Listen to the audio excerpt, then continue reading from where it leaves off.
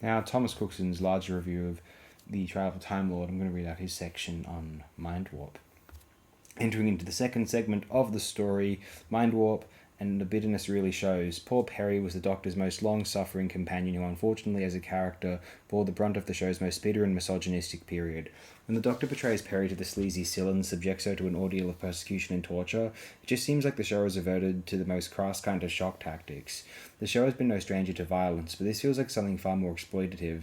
The way the story seems to delight in relentlessly tormenting Perry and reducing her to the point of hysterics and tears right to the very end is just sadistic and demoralizing, showing a complete lack of respect for both the lead characters.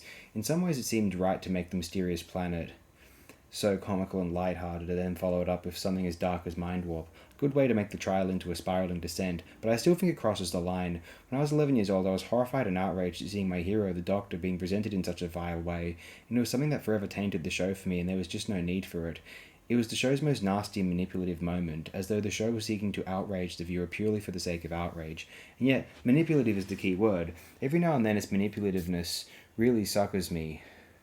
Nicola Bryant was actually really good in the role of Perry, and unfortunately her talents are overlooked in favour of her cleavage. Mind you, she did have great cleavage. She plays the hysterics and torment of Perry really well and pulls the audience's sympathy immediately.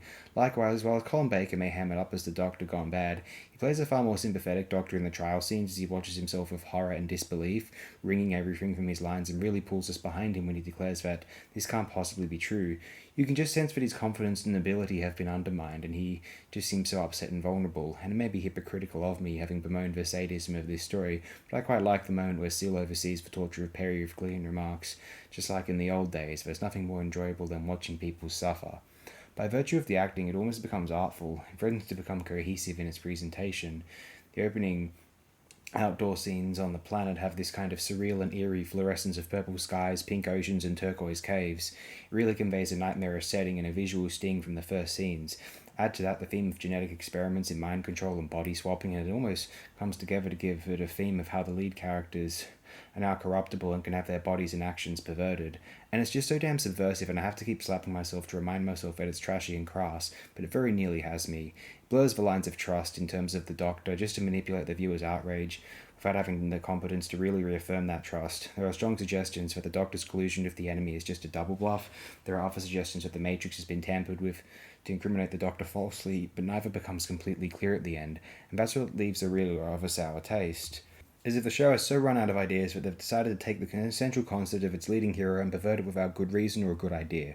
Basically, they were doing something controversial and shocking, but they didn't actually have a clue how to make it go somewhere it would be worthwhile. Incompetence really was the bugbear of this story at a time when the show's left hand didn't know what its right hand was doing. When Colin Baker presented his personal retrospective clip in the show in the fan video The Colin Baker Years, video I affectionately refer to as the edited highlights, he actually talked about how the writer, producer, and script editor were completely clueless too. Overall, the Mindwarp segment is watchable, but as with any piece of exploitation cinema, there is a strong urge to shower after viewing.